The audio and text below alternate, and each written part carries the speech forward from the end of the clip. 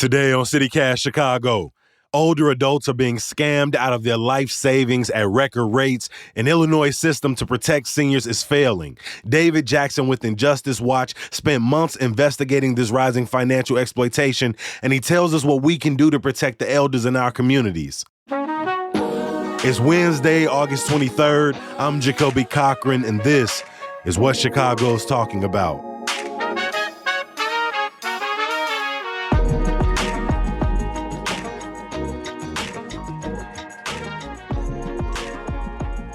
I'm here with senior investigative reporter David Jackson. Welcome back to CityCast. So great to be with you, Jacoby. Thank you. David, this might be a very obvious question, but why are elders so particularly vulnerable to financial exploitation? People we love who have lived many years often, Jacoby, have saved up much more money than those of us who are younger. They often rely on intuition as opposed to analysis to make financial decisions for the very obvious reason that they've lived many years. So there's a lot of trust and a lot of going on instinct when making financial decisions. Finally, Jacoby, it's just pure demographics. Not only does America have more older adults, but more older adults are living without close family or relatives nearby. And that demographic wave is part of what's driving this crime wave. When we say financial exploitation, are we saying, our family members are being scammed, or are we saying, they don't necessarily know all of the mechanisms of how the financial institutions work today? Is it a combination of both, or particularly they are being exploited by unnamed, unseen actor? The essence of this is that older people are losing their savings and whatever money they have to people who don't have a right to it. Now, when you look at who the perpetrators are, by and large, Jacoby, the number of perpetrators is biggest when you look at family members. I know that sounds shocking, and I know that sounds uncomfortable, but that's the truth. The biggest number of perpetrators are actually relatives and caregivers, close caregivers who have intimate access. However, the biggest dollar amounts come from financial professionals and criminals who make a living out of this very easy target population, our seniors. What are some of the common ways that our elders are being exploited or conned out of money? Well, the family member examples generally have to do with stealing a Social Security check, for example, or having access to a bank account and then using that account for your own personal benefit. However, again, Jacoby, the biggest dollar amounts come from criminals and financial professionals, and those include, one story we wrote about was about a vice president at Citibank who currently is accused in civil court proceedings of taking the money of her elderly clients at Citibank and using that money to invest in her own personal side deals. She has claimed that she is not guilty of any of those crimes. Man, I mean, when you were going through this investigation and you were listening to people tell these stories, was there, an example that really just felt like egregious to you, that you just, I can't believe that this went on for so long? Yeah, the one that we led off with in our series was a gentleman named Paul Borick. He was a gardener, grew up, born in the 1930s in Chicago. His father was a tanner, and he lived in very modest circumstances. And as a young child, he fell in love with plants and gardens. And he went to work as a young man in gardening shops, and he became a gardener for the Park District. And 80 years later, when he was in his 80s, in the 2010s, he was approached at a gas station by a young woman, 27 years old, who basically befriended him. She gave him a story saying she was an interior designer in the neighborhood looking for light fixtures, and asked him out for coffee, and the friendship developed. And then she told him that she had cancer and she needed help She needed money for her cancer treatments. Well, Paul Boric ended up giving this 27-year-old woman tens of thousands of dollars. Now, the system that's put into place to protect people like Paul Boric kind of worked a little bit at first. Police were contacted. This woman was arrested. She never paid back any of the $98,000 that authorities said she took. But yeah, 98,000. But then the next thing, Jacoby, was, okay, case closed. That's done. Well, what do you know? Paul Boric is approached again by another woman at the grocery store. Then he's approached by a man who drives by his house and claims that he's going to put in a driveway and various house improvements. Feels like Paul was a mark now, that he was a mark. The community of scammers got together and sort of knew that this was somebody that they could exploit. Yeah, Paul was an extremely generous person. He devoted his life to his own family until his retirement. And yes, this was a community of scamsters. These people knew their mark.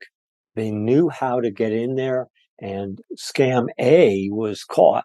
And although none of the money was returned, she was arrested. Scams B, D, C, none of those were caught, and there was no consequences, because by that point, police and state authorities basically gave up and they left it alone. You talked a lot about Paul. It's his generosity is one of the things that they exploited. But when you look at elder populations, which groups are more vulnerable than others? Well, the demographic differences, Jacoby, are striking to me, but the data is limited. Let me explain this. We looked at 2,263 Chicago police reports of this crime since 2001. And we found that the cases and the reports of elder financial exploitation in Chicago were predominantly in historically middle-class Black communities: Burnside, Fuller Park, Avalon Park, Chatham, Morgan Park. Higher concentration of older Black individuals, higher concentration of homeowners. Exactly right. So people who got a little bit of money, but yeah. That's exactly it. And these, again, what we're looking at, Jacoby, is people who are targeted, and the scamsters who troll around those neighborhoods know that they can find somebody, or believe they can find somebody, and put their claws in and start extracting money. One of the other cases that really struck my heart was a woman named Tiny Kent. She lived in Chatham, and she had basically a home, and she was a retired secretary, administrative assistant for the Veterans Administration, a real modest, straight up person. And she's sitting out on her front porch one day, and a guy pulls up in a van and points out a problem with her roof and another problem with her house, and says he can fix all this for very cheap. And what do you know? Soon enough, Tiny Kent is writing check after check after check. And this guy eventually walks her into her bank in Chicago on the South Side to get more money. And luckily this time, an alert teller at the bank, the hairs stood up on the back of that teller's neck, and the teller questions what's happening with the transactions and why this man is with Tiny Kent. The alert teller calls the police, and Angelo Miller was arrested. He has not been convicted of a crime, and his family members told us he was innocent. But we talked to Tiny Kent's relatives who grew up in those neighborhoods, and they talked to us about how they saw in their own experiences this type of scam happening all throughout these neighborhoods. The police reports for elder financial exploitation are more prevalent in communities that are have a higher percentage of Black residents and less prevalent, even scarce, in communities that are less than 10% Black. Mm. I mean, do we know why things are picking up? Why are things getting worse? Are people just getting a little smarter about reporting it, or? No, it seems things are getting worse. As one lawyer told us, who does specializes in protecting elderly people, the police have turned away these cases, and so have state authorities, because they're difficult to handle. You know, proving financial fraud is not like finding a bruise or a cut on somebody. It's very difficult. It involves pouring through financial records. The state authorities who are supposed to be investigating these cases and the police are losing ground year by year and day by day.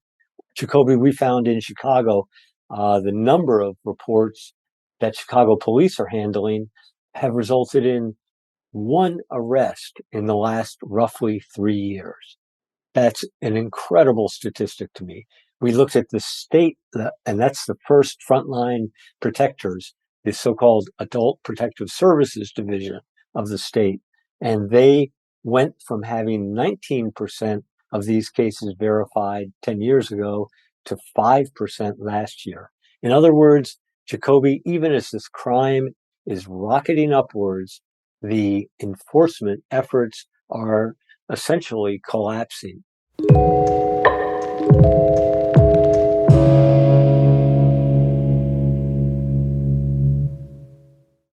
So many indicators point to the number of elderly members of our community on the rise. Why does it seem that the sort of institutions in place to protect them aren't sort of growing at the same capacity? Kobe, we did try to interview the top officials, including Governor Pritzker, who declined to talk to us.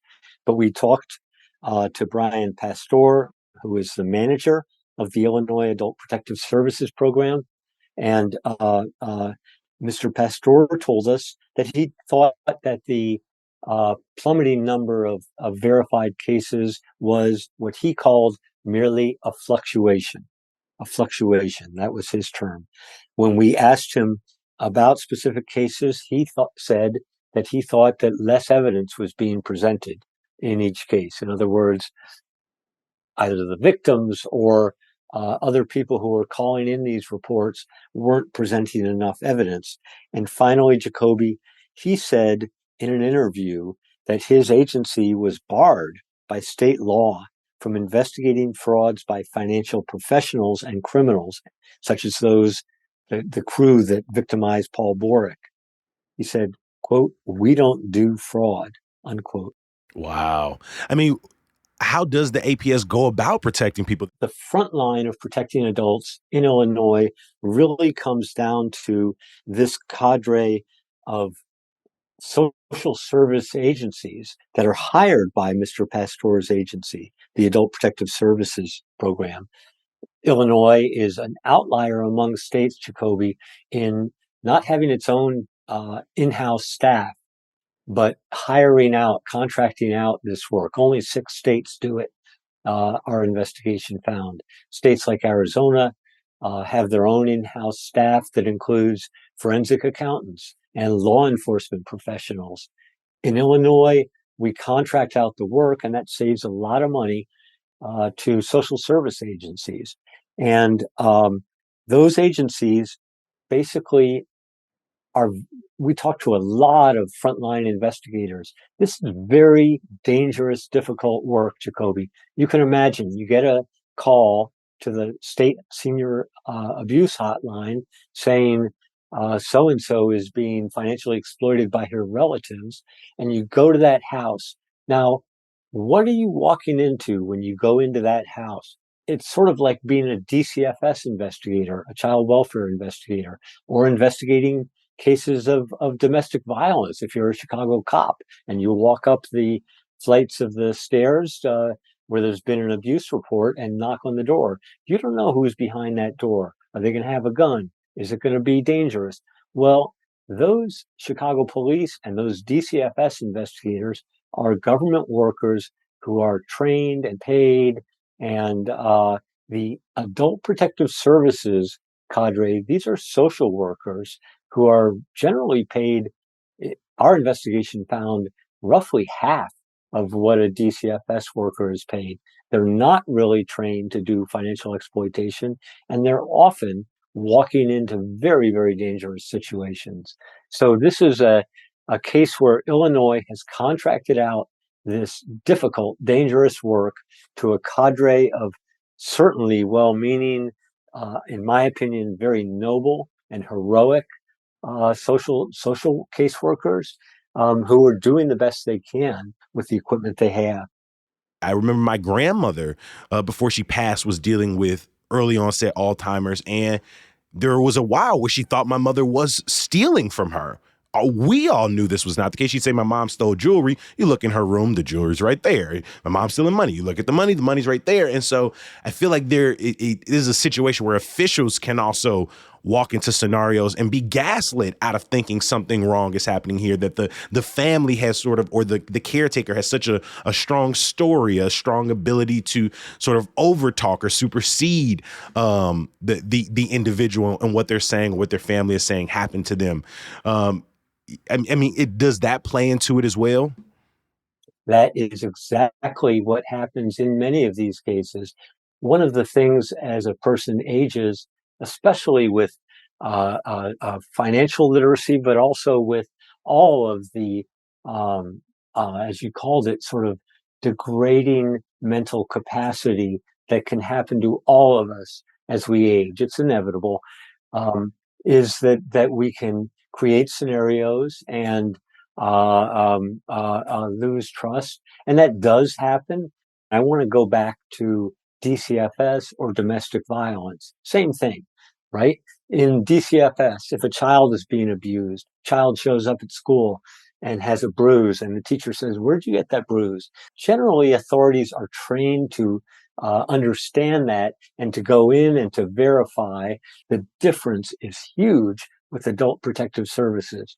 In adult protective services, if the older person says, "I really don't want your help, I don't want intervention," then the case is closed. Very different. If a child shows up with a bruise at school and then says, "I don't really feel comfortable about this," that there's still going to be an investigation, and the authorities are going to try to get to the bottom of it. It sounds like this is a gap that's created in this contractor system. When you're contracting people out, maybe even on like smaller terms, like, maybe they don't have the leeway to do, so much of this follow-up, to be as invested in their individual cases. What are some of the other gaps this contract system have created? Well, you're exactly right. First of all, you're totally on point.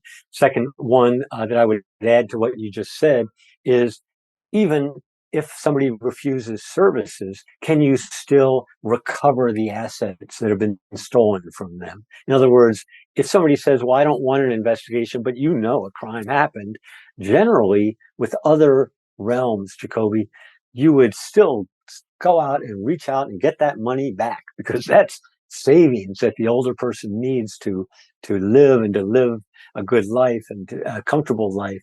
And the second one that happens because of this contracted system in Illinois is, if you had caseworkers who had the resources to invest anyway in these older adults, invest even when they initially waive off help, you would have a social worker who could go around, canvass the neighborhood a little bit and find if anybody else knows this senior and might be able to check in. Are there distant relatives living in Nevada or in Georgia or in Utah or anywhere who might, again, telephonically or through the internet or whatever, through emails, check in with that senior? The ability to build trusted relationships and to sustain trusted relationships is really what ultimately will protect seniors. While Illinois is trying to build a more accountable system, I listen to this and I just can't help but think about my own family members, my aunts and uncle and mom who's getting older. And, what is that going to look like? So what are things that I can do as an individual to protect the people in my life who are getting older and thus more vulnerable to this I mean, the more you talk about it, extremely insidious financial exploitation. That's exactly the key question. If you're an older person listening to this, for you personally, the key question is, do you have trusted people with whom you can talk openly about your finances? But if you're like Jacoby, a family member, a friend, then talking, the question is, can you develop the habit of asking the older person you love to tell their own financial story, to talk about their own situation, to summarize the status of their savings accounts, their goals, and their experiences? And there are a couple of other really important things that we learn from experts, from elder justice advocates. Can you appoint a trusted contact for your savings accounts and investments? A trusted contact is somebody you authorize that your bank or a financial institution can contact if there's money disappearing from your account, but that does not mean that they have signatory authority, that they're able to make transactions. In other words, They you can can go to track your it, bank. but they can't spend it. Exactly, Jacoby. Somebody you can trust who will be notified if something unusual starts happening with your bank accounts, but they're not able to make any of the transactions. And that often turns out to be a really important protective tool. From so many of the stories you told, even if the scheme is complicated, it sounds like the point of entry are these basic interactions. You were on your porch, at the gas station, at the grocery store. I don't want to tell people to be more distrusting, right? What should we be advising people to look out for? Yeah, in writing this story, really realized that I was sort of walking on the edge of a cliff where on the one hand, I could be scaring people unnecessarily. And on the other hand, I was trying to find ways with my journalism to protect people. And I think that that's that question of, well, how do you be alert without being paranoid is really, again, a personal question that in my mind comes down to your ability to build relationships, build support networks, and have people to talk to. Because ultimately, there's no easy way for me to say, well, it's really going to come through the internet, or it's going to come through a billboard, or it's going to come through somebody, one of these brazen con artists who meets you face to face and con you. Because the reality is, all of those points of It's entry coming from all sides. Yes, but I think the turn, that the somersault, as I think of it, that needs to happen, Jacoby, is that we need to expand that thinking outside of our own individual family circles, and we need to look around and at the people in our neighborhoods, people in our communities, people we spot on the street, and just do that little act of kindness, that little act of attention. Hey, are you okay? And I think that that really is both for the future of those people's lives and for our own ability as caretakers, the only thing that we can do. I didn't think I was going to get this emotional towards the end of the conversation. But David, I really appreciate you making time. We'll drop links to David's investigation in the show notes. It's a multi-series, so make sure you check them out. David, we appreciate you for coming on CityCast. So great to be here with you, Jacoby. Thank you so much. Appreciate it. Before I let you go, some good news. International Dog Day is this Saturday, and Chicago is showing up and out for our furry friends. The Great American Dog Show begins Friday at the Erie Crown Theater in McCormick Place, and you could join one of Chicago's group dog walks along the river Saturday morning in the Loop. Check the show notes for ticket links. As always, we appreciate you for listening. Subscribe to our daily newsletter, Hey Chicago, at chicago.citycast.fm. And while you're there, check out our brand new website and let us know what you think at 773-780-0246 and leave a rating and review wherever you're listening. I know I snuck that last favor in there, but please do it for me. I'm begging you. I'll talk to you tomorrow. Peace.